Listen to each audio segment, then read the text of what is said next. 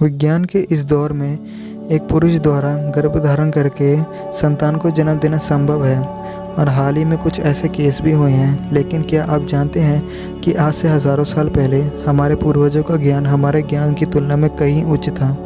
विज्ञान के जिन चमत्कारों को देखकर आज हम हैरान हो जाते हैं, वो चमत्कार तो हमारे पूर्वजों ने हज़ारों साल पहले ही कर दिए थे, जैसे कि पुरुष द्वारा गर्भधारण कर संतान को जन्म देना। आज हम आपको श्री राम के पूर्वज राजा युवराश की कथा बताएंगे, जिन्होंने स्वयं गर्भधारण करके अपनी संतान को जन्म दिया, जो कि चक्रवर्ती सम्राट राजा मानधाता के नाम से प्रसिद्ध हुई।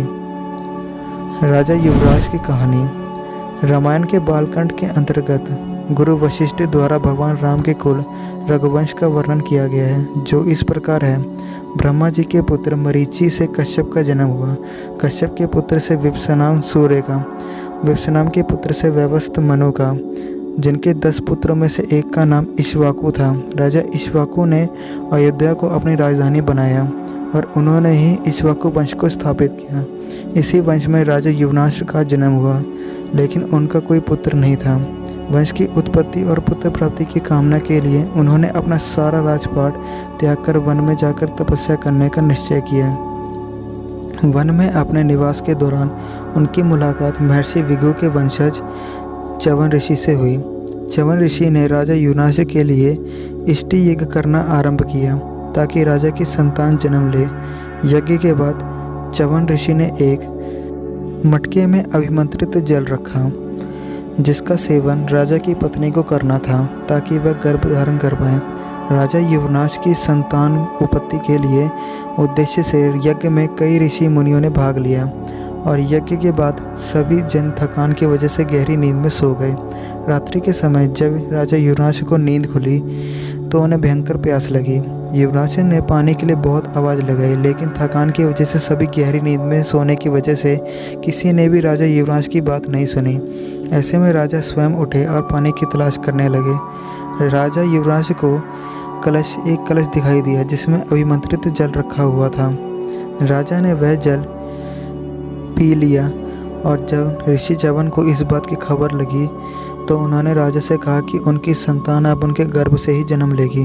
तब संतान के जन्म लेने का सही समय जब आया, तब देवीय चिकित्सकों अश्विन कुमारों ने राजा युवराज की कोख को चीरकर बच्चे को बाहर निकाला। बच्चे के जन्म के बाद यह समस्या उत्पन्न हुई कि बच्चा अपनी भूख कैसे मिटाएगा। तभी देवतागण वहाँ पे उपस्थित हुए। इतने में इंद्रदेव ने उनसे कहा कि वह उस बच्चे के लिए माँ की कमी को पूरा करेंगे। इंद्र ने अपनी उंगली शिशु के मुंह में डाली, जिसमें से दूध निकल रहा था, और कहा, मम धाता, अर्थात मैं इसकी माँ हूँ। इसी वजह से उस शिशु का नाम पड़ा मानधाता। जैसे ही इंद्रदेव ने अपनी उंगली से शिशु को दूध पिलाना शुरू किया, वह शिशु 13 बित्ता बढ़ गया। कहते हैं कि राजा मानधाता से सूर्य उदय से लेकर सूर्यास्त तक के राज्यों पर धर्माकुल शासन किया था। इतना ही नहीं, राजा मानधाता ने ही अश्वमेघ और 100 राशि यज्ञ करके 10 योजन लंबे और 1 योजन ऊंचे रोहित नामक सोने के मत्स्य बनाए। मत्स्य यानी मछलियाँ, और उन्हें बनाकर ब्राह्मणों को दान दिया। लंबे समय तक धर्माकुल शासन करने के बाद राजा मानधाता ने विष्णु के दर्शन के लिए वन में जाकर तप करने का निर्णय किया और विष्णु के दर्शन कर लेने के बाद वन में ही अपने प्राण त्याग कर स्वर्ग की ओर प्रस्थान किया।